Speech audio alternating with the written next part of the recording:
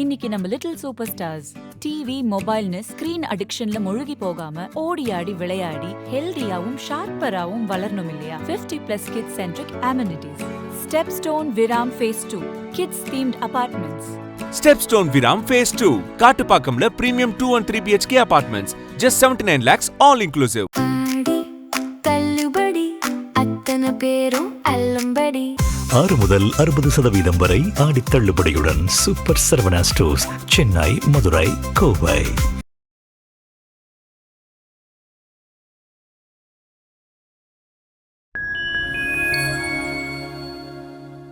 Fine time cine நேயர்களுக்கு வணக்கம். இன்னைக்கு நம்ம சேனல்ல என்ன பார்க்க போறோம்னு பார்த்தீங்க அப்படின்னா, ஒரு 4 மூவிங்க இதே டேட்ல வேற இயர்ஸ்ல வந்துட்டு ரிலீஸ் ஆயிருக்கு. அந்த 4 மூவியுமே அதுக்கான தனித்துவமான ஸ்டோரி டெல்லிங்னாலையும் அதுல நடிச்ச ஹீரோ ஹீரோயின்ஸ்னாலையும் வந்துட்டு அதுக்குன்னு ஒரு தனி இடத்தையே வந்துட்டு தமிழ் சினிமால உருவாக்கி வச்சிருக்கு. ஒவ்வொரு ஸ்டோரிக்கும் வேற ஸ்டோரி லைன், ஒவ்வொரு ஆக்ஷன், ஒவ்வொரு கிரைம் அந்த மாதிரி வந்துட்டு இருக்கும். ஸோ அந்த 4 படங்கள் என்னென்ன அப்படின்றத இந்த வீடியோல டீட்டெயிலா சொல்றேன். அண்ட் கடைசியில பார்க்க போற படம் கண்டிப்பாக வந்துட்டு நீங்கள் மறக்க முடியாத அளவுக்கு உங்களுக்கு எக்ஸ்பீரியன்ஸை கொடுத்த ஒரு படமாக இருக்கும். அந்த படம் என்னன்னு தெரிஞ்சுக்க இந்த வீடியோ வந்துட்டு ஃபுல்லாக பாருங்க, ஸ்கிப் பண்ணிடாதீங்க. ஓகே, இந்த லிஸ்ட்ல நம்ம ஃபர்ஸ்ட் பார்க்க போற மூவி என்னன்னு பார்த்தீங்கன்னா 1993ல தாலாட்டு அப்படின்ற ஒரு மூவி வந்துட்டு ரிலீஸ் ஆச்சு. அதுவும் ஆகஸ்ட் 20, 1993ல தான் வந்துட்டு ரிலீஸ் ஆயிருக்கு. இந்த படத்தை பத்தி முன்னாடியே சொல்லணும் அப்படின்னா வந்துட்டு இந்த படம் ரிலீஸ் ஆன அந்த டைம் பீரியட்ல தமிழ் சினிமாவில் வந்துட்டு இந்த ஒரு எமோஷனல் ட்ராமாஸா இருக்கட்டும், ஃபேமிலி ரிலேட்டடான ஸ்டோரிஸா இருக்கட்டும், அண்ட் மெலோடி சாங்ஸ் இதுக்காகவே வந்துட்டு ஃபேமஸா இருந்த காலகட்டம் அது. ஸோ அந்த டைம்ல இந்த மூவி ரிலீஸ் ஆச்சு. ஸோ அந்த டைம்ல இருந்த ஆடியன்ஸ்க்கு இது வந்துட்டு ஒரு ஃபீல் குட் மூவி, ஒரு எக்ஸ்பெக்டேஷனை சாட்டிஸ்ஃபை பண்ற மூவி அப்படின்ற ஒரு லெவல்ல தான் வந்துட்டு இருந்துச்சு. ஸோ இந்த படத்துல வந்துட்டு பாத்தீங்க அப்படின்னா டி.கே. ராஜேந்திரன் அவர்கள் டைரக்ட் பண்ணியிருப்பாங்க. அண்ட் இந்த படத்துல ஒரு தாங்கி பிடித்த தூண் அப்படின்னு இருக்கிறது வந்துட்டு இசைஞானி இளையராஜா அவர்களோட மியூசிக் தான். ஸோ இப்போ வரைக்கும் அந்த மியூசிக் வந்துட்டு எல்லாரோட ஃபேவரட் லிஸ்ட்ல வந்துட்டு இருக்கிற ஒரு பாடல்களா தான் இருக்கு. அண்ட் இந்த படத்துல பாத்தீங்க அப்படின்னா அரவிந்த் சுவாமி அவர்கள் நடிச்சிருப்பாங்க. பொதுவாகவே அவர் வந்துட்டு ரொம்ப சாமிங்கான ஆக்டர் நம்ம சொல்லியிருப்போம். இந்த படம் காலகட்டத்தில் வந்து அவர் வளரும் நடிகர்கள் ஒருத்தரா இருந்து அவரோட பயணத்தை வந்துட்டு தொடர்ந்துட்டு இருந்தாரு. ஸோ அந்த டைம்ல வந்ததுனால இந்த படம் வந்துட்டு அவருக்கு ஒரு முக்கியமான படமாவே வந்துட்டு அமைஞ்சது. அண்ட் இந்த படத்தோட ஒவ்வொரு சீன்ஸ்லயும் பாத்தீங்க அப்படின்னா அரவிந்த் சுவாமி அவர்களோட இன்னசென்ஸான ஆக்டிங் வந்துட்டு அந்த படத்துல அவ்வளோ அழகா அவர் வந்துட்டு காமிச்சிருப்பாரு.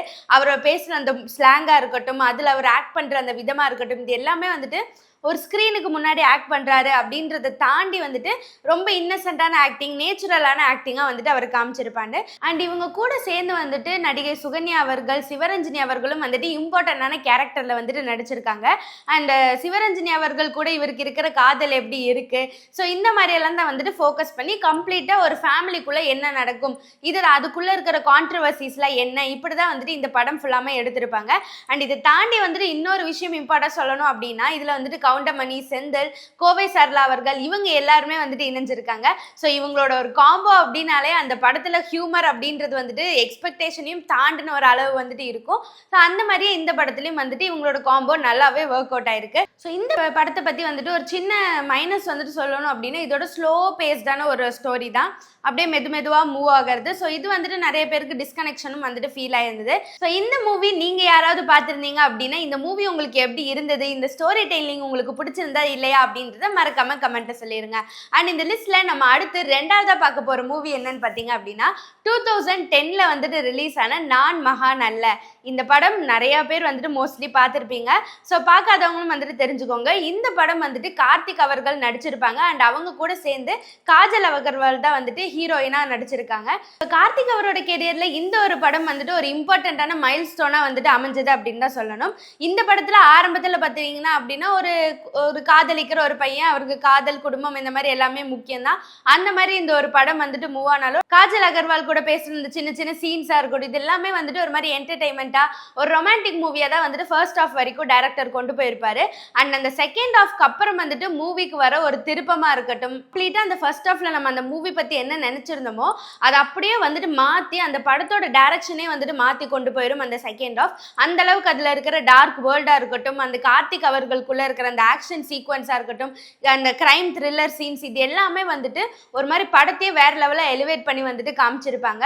ஸோ இதனாலேயே இந்த படத்தோட ஸ்டோரி டெல்லிங் அப்படின்றது வந்துட்டு நிறைய பேரால பேசப்பட்ட ஒரு விஷயமா வந்துட்டு மாறுச்சு. அண்ட் இந்த படத்துல அதே மாதிரி இன்னொரு முக்கியமான விஷயம் சொல்லணும் அப்படின்னா இந்த படத்தோட சாங்ஸ் தாங்க. இப்போ வரைக்கும் நிறைய பேர் வந்துட்டு ஒரு என்ஜாய் மூட்ல கேட்கக்கூடிய சாங்ஸ் எல்லாம் வந்துட்டு இந்த படத்துல அமைச்சிருக்காங்க. அதுவும் இப்போ வந்துட்டு தெரியும் இல்லையா, இப்போ நம்ம இந்த ஃபோன்ஸ் எல்லாம் வர்றதுக்கு முன்னாடி, இப்போ மியூசிக் ஆப்லாம் வர்றதுக்கு முன்னாடி டிவியை திறந்தாலே வந்துட்டு மியூசிக் சேனல்ல நிறைய மோஸ்ட்லி ஓடுற பாட்டு என்ன, வா வா நிலவ பிடிச்சி தரவா, இந்த சாங் எல்லாரும் கேட்டிருப்போம் இல்லையா. ஸோ அந்த சாங் வந்துட்டு இந்த படத்துல இருக்கு.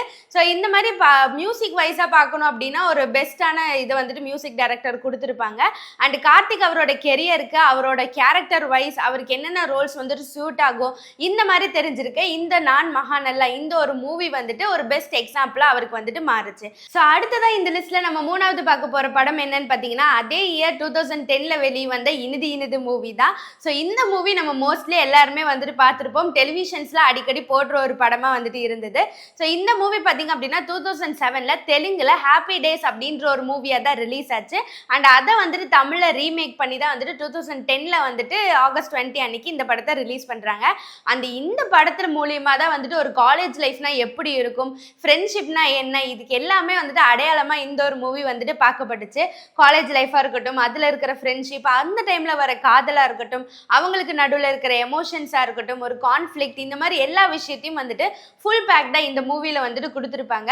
அண்ட் இந்த மூவில பாத்தீங்க அப்படின்னா அந்த ஃப்ரெண்ட்ஷிப் பாண்ட் அப்படின்றது வந்து ரொம்பவே பியூராகவும் அந்த அளவுக்கு ஓகே ஒரு ஃப்ரெண்ட்ஸ்னா இப்படிதான் இருக்கணும் அப்படின்ற அளவுக்கு ஒரு அடையாளமா அந்த படம் வந்துட்டு எடுத்திருப்பாங்க. ஃபுல் அண்ட் ஃபுல் மூவியுமே வந்துட்டு ஒரு ஃபீல் குட் மூவி தான். அண்ட் காதல் அப்படின்னு சொல்லும் போது மெயின் கேரக்டர்ஸோட காதல் அப்படின்றது தாண்டி அதுல டைசன் அப்படின்ற ஒரு கேரக்டர் வந்துட்டு இருப்பாங்க. ஸோ அவங்களோட அந்த காதல் அந்த எக்ஸ்பிரஸ் பண்ற விதமா இருக்கட்டும், அந்த லவ்க்காக அவர் எந்த அளவுக்கு போறாரு, ஸோ எந்த அளவுக்கு வந்துட்டு ரொம்ப சென்சிட்டிவா இருக்காங்க, ஃப்ரெண்ட்ஷிப்க்கு அவர் என்னெல்லாம் பண்றாரு, இந்த விஷயம் தான் வந்துட்டு எனக்கு அந்த மூவில பர்சனலாக பிடிச்ச ஒரு விஷயம். ஸோ அந்த அளவுக்கு இந்த மூவி வந்துட்டு ஃபீல் குட் ஃப்ரெண்ட்ஷிப் மூவி அப்படின்னு சொல்றதுக்கு ஒரு முக்கியமான அடையாளமா இருக்கு. அண்ட் இந்த படத்தோட பாடல்கள் பத்தி கண்டிப்பா சொல்லி ஆகணும். இந்த ஃப்ரெண்ட்ஸ் எல்லாரும் சேர்ந்து வந்துட்டு ஒரு ட்ரிப் போவாங்க. ஸோ அந்த டைம்ல வந்துட்டு இனிது இனிது அந்த ஒரு சாங் வரும். இந்த சாங் தான் வந்துட்டு இந்த படத்தோட ஹைலைட்டாவே வந்துட்டு அமைஞ்சது. ஸோ இந்த இனிது இனிது மூவி வந்துட்டு ஒரு குறிப்பிட்ட ஃப்ரெண்ட்ஷிப் பேஸ்டான தீமா மட்டும் இல்லாம ஸோ ஒரு குறிப்பிட்ட ஜென்ரேஷன் வந்துட்டு ஸ்டார்ட் ஆகிறதுக்கு அவங்களோட லைஃப் எப்படி இருக்கும் அப்படின்னு காமிக்கிறதுக்காக வந்து ஒரு படமா தான் இந்த படம் அமைஞ்சது.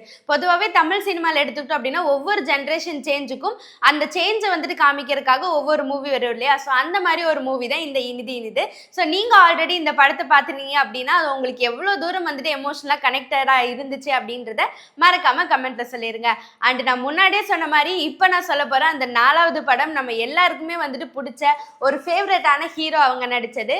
இப்போ அவர் வந்துட்டு தமிழ்நாடே கலக்கிட்டு இருக்காரு. ஸோ சினிமா உலகத்தில் அவர் ஒரு கலக்கின மூவிஸில் இந்த ஒரு மூவியும் ஒன்று. அந்த மூவி தான் 2013 ஆகஸ்ட் 20 அன்னைக்கு ரிலீஸ் ஆன தலைவா மூவி. இந்த மூவி வந்துட்டு ஆகஸ்ட் 9 2013 அன்னைக்கு ரிலீஸ் ஆகிறதா தான் வந்துட்டு பிளான் போட்டிருந்தாங்க.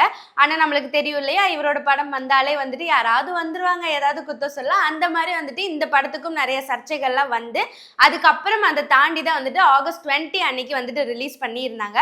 ஸோ இந்த படத்துலையும் வந்து பார்த்தீங்க அப்படின்னா இப்போ அவர் என்னெல்லாம் வந்துட்டு செஞ்சுட்டு இருக்காரோ இதுக்கு எல்லாத்துக்கும் பேசிக் ஒரு அடித்தளம் போட்ட ஒரு படமாக தான் இந்த தலைவா மூவி வந்துட்டு இருந்தது. இந்த தலைவா மூவியோட ஃபர்ஸ்ட் ஹாஃப் பற்றி சொல்லணும் அப்படின்னா ஆஸ்திரேலியாவில் நடக்கக்கூடிய நிறைய சீன்ஸ் தான் இருக்கும். அண்ட் அதில் வந்துட்டு ஒரு டான்ஸராக விஜய் அவர்கள் வந்துட்டு இருப்பாங்க. ஸோ அவங்களுக்குள்ள இருக்கிற ஒரு காம்போ அண்ட் அதுக்கு நடுவில் அமலா பால் அவர்கள் வர்றது, அவங்களுக்கு நடுவில் இருக்கிற அந்த காதல் ஜர்னி, இது எல்லாமே ரொம்ப பியூட்டிஃபுல்லாக வந்துட்டு அந்த ஃபர்ஸ்ட் ஹாஃப்ல கொண்டு போயிருப்பாங்க. அண்ட் அந்த செகண்ட் ஹாஃப் அந்த இன்டர்வல் சீன், அந்த ஒரு சீனுக்கு அப்புறம் வர்ற வந்துட்டு ஃபுல் கதையுமே அப்படின்னு வாய் பொழந்து பார்க்குற அளவுக்கு அந்த ஸ்டோரி டெல்லிங் வந்துட்டு எடுத்திருப்பாங்க. ஸோ விஜய் அவர்கள் நடித்த அந்த கேரக்டர் அமலா பால் வந்துட்டு லவ் பண்ணிட்டு இருப்பாங்க. அந்த இன்டர்வல் சீன்ல ஒரு ட்விஸ்ட் வரும் பாருங்க, இதுக்கா இவ்வளோ பண்ணேன் அப்படின்ற மாதிரி வந்துட்டு அந்த ட்விஸ்ட் வந்துட்டு வச்சிருப்பாங்க. அண்ட் அந்த இன்டர்வலுக்கு அப்புறம் வந்துட்டு அவங்க அப்பாவா இருந்த சத்யராஜ் அவர்கள் அவர் பண்ணிட்டு இருந்த அந்த ஒரு லீடர்ஷிப் அப்படின்ற ஒரு விஷயத்த இவர் வந்துட்டு எடுத்துக்கிட்டு அந்த லீடர்ஷிப் எப்படி கொண்டு போறாரு, அதுல இவர் என்னென்ன விஷயங்களை ஃபேஸ் பண்றாங்க, எப்படி இவங்களுக்கு வந்துட்டு அந்த எதிரிகள் வந்துட்டு இவங்களை தாக்குறாங்க, ஸோ இந்த மாதிரியான விஷயத்த வந்துட்டு கம்ப்ளீட்டா செகண்ட் ஹாஃப்ல வந்துட்டு எடுத்திருப்பாங்க.